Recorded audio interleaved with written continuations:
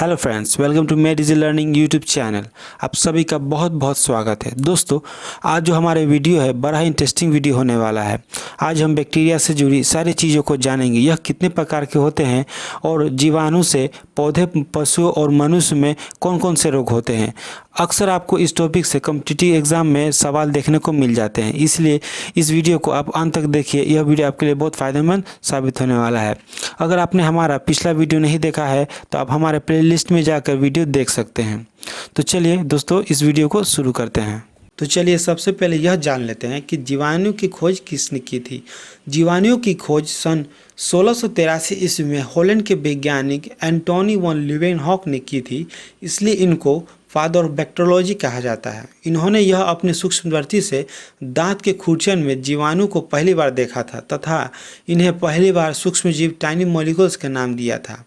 आप लोग फोटो में देख सकते हैं, यही है वैज्ञानिक एंटोनी वन लीeuwenhoek। फिर इसे सन 1819 ईस्वी में एरनबर्ग ने इसे जीवाणु यानी बैक्टीरिया का नाम दिया। दोस्तों, बैक्टीरिया एक कोशिकीय जीव होते हैं जिसे हम यूनिसेलुलर भी कहते हैं। एक कोशिका का मतलब यह हुआ कि इनकी पूरी बॉडी सिंगल सेल से मिलकर बना होता है, इसलिए इनको एक कोशिकीय या यूनिसेलुलर बोलते हैं। इन्हें प्योर लिविंग भी बोलते हैं क्योंकि यह प्राय सभी जगह पाए जाते हैं। यह अनुकूल या प्रतिकूल दोनों ही परिस्थितियों में पाए जाते हैं। जब हम सांस लेते हैं, पानी पीते हैं, भोजन लेते हैं, यह सभी जगह मृत और जैव अवस्था में उपस्थित रहते हैं। इनकी चौड़ाई 0.5 से 2.0 माइक्रोन तथा लंबाई 1.0 से 8.0 माइक्रोन होता है, इसलिए हम इन्हें अपनी नंगी आंखों से नहीं देख सकते। इन्हें हम देखने के लिए सूक्ष्मदर्शी यानी माइक्रोस्कोप का इस्तेमाल करते हैं। इनकी कोशिका मोटी तथा काइटिन की बनी होती है। इनकी कोशिका में लवक, माइटोकॉन्ड्रिया, गोल्जी उपकरण तथा अंतर्द्रव्य जालिका नहीं पाई जाती है। इनमें जनन मुख्य रूप से विखंडन द्वारा ही होती है। तो चलिए दोस्तों, अब हम बैक्टीरिया के कई आकृतियों के बारे में जान लेते हैं। सबसे पहला है सलाख्तवक्त। यह फोटो में देख सकते हैं कि इनका आकार छर्नुमा या बेलनाकार होता है। फिर है गोलाकार यानी कोकस। इस जीवाणुओं का आकार गोलाकार होता है। दोस्तों, यह कई प्रकार के होते हैं। पहला है माइक्रोकोकी। यह एक कोशिका के रूप में पाया जाता है जिसका उदाहरण है माइक्रोकोकस। फिर दूसरा है हमारा डिप्लोकोकी। यह दो कोशिकाओं के समूह में पाया जाता है जिसका उदाहरण है डिप्लोकोकस निमोनिया। फिर है हमारा तीसरे नंबर पर स्ट्रेप्टोकोकस। यह अनेक कोशिकाओं के रूप में पाया जाता है जैसे कि स्ट्रेप्टोकोकस लैक्टिस। फिर है हमारा अंतिम में सरसीनी। यह 864-128 के घनाकृति के पैकेट के रूप में पाया जाता है जिसका उदाहरण है सरसीना। फिर हमारा तीसरे नंबर में है कोमा। यह जीवाणु का आकार अंग्रेजी के चिन्ह कोमा के आकार की तरह होता है। फिर आता है सर्पिलाकृत। दोस्तों, यह जीवाणु का आकार कोल्ड अथवा स्पाइरल होता है जिसका उदाहरण स्पाइरिकुलम रूप्रेम है।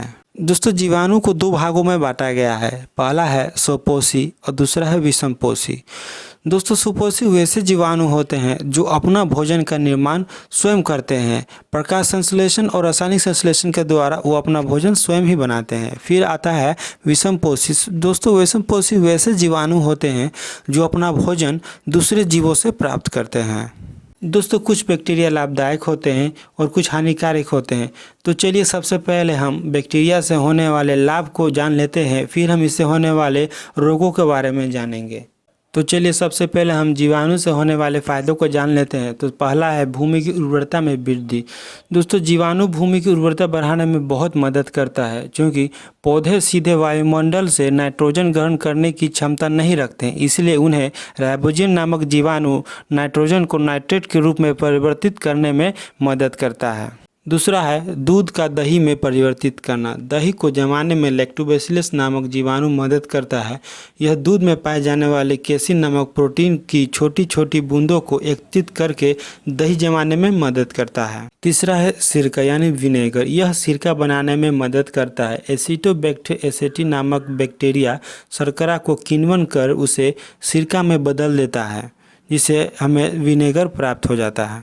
दोस्तों, चौथा है तंबाकू की पत्ती में सुगंध एवं स्वाद लाना। दोस्तों, इसमें बेसिलस मेगेथीनियम माइकोकोकस नामक जीवाणु इसकी मदद करता है।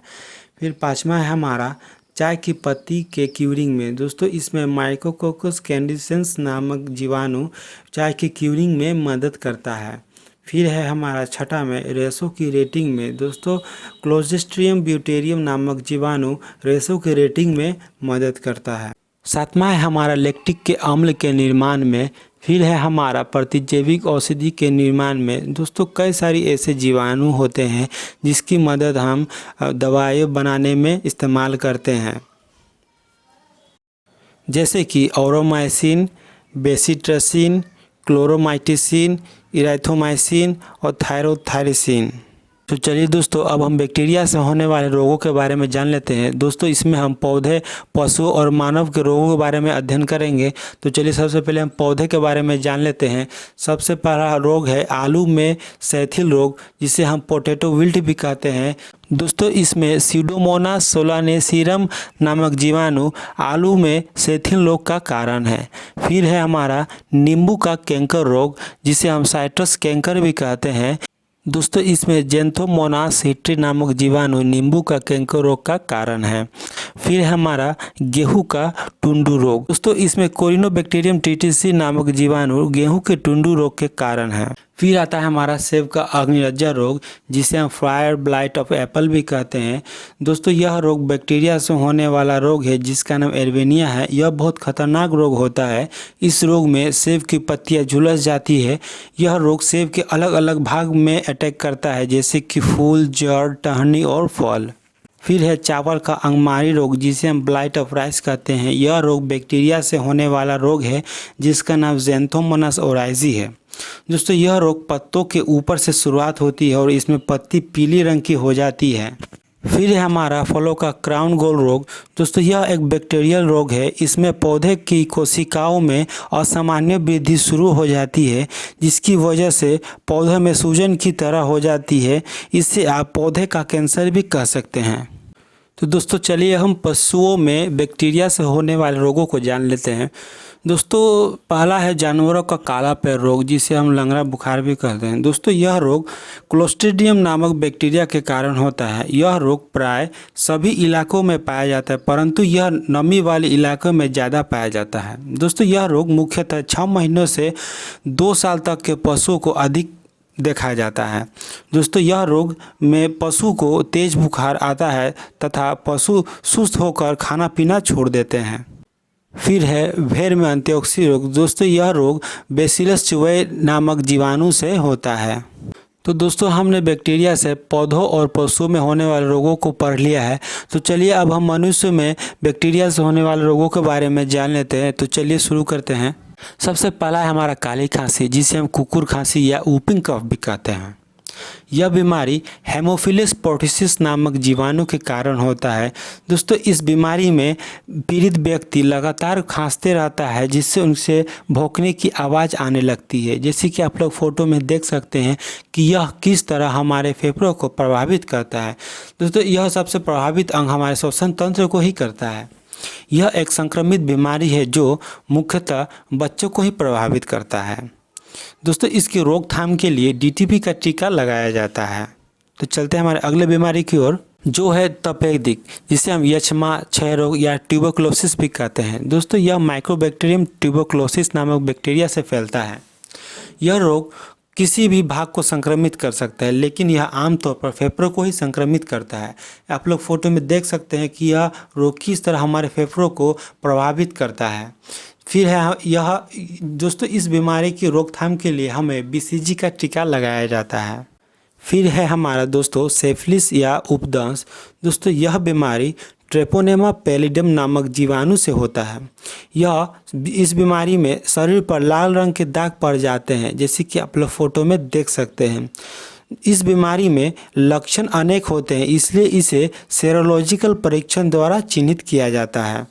दोस्तों यह बीमारी मुख्यतः लैंगिक संपर्क के द्वारा ही फैलता है। फिर चलते हैं हमारे अगले बीमारी की ओर, जो है हमारा निमोनिया। दोस्तों यह बीमारी डिप्लोकोकस निमोनिया नामक जीवाणु से होता है। दोस्तों इसकी रोकथाम के लिए इन्फ्लुएंजा ए और बी का टीका लगाया जाता है। इस बीमारी में निमोनिया फेफड़ों की कुविका को तरल से भर देती है, जिसके कारण ऑक्सीजन प्रक्रिया बाधित हो जाती है और हमें सांस लेने में बहुत दिक्कत का सामना करना पड़ता है। आप लोग फोटो में देख सकते हैं कि यह किस तरह हमारे लीवर को प्रभावित करता है।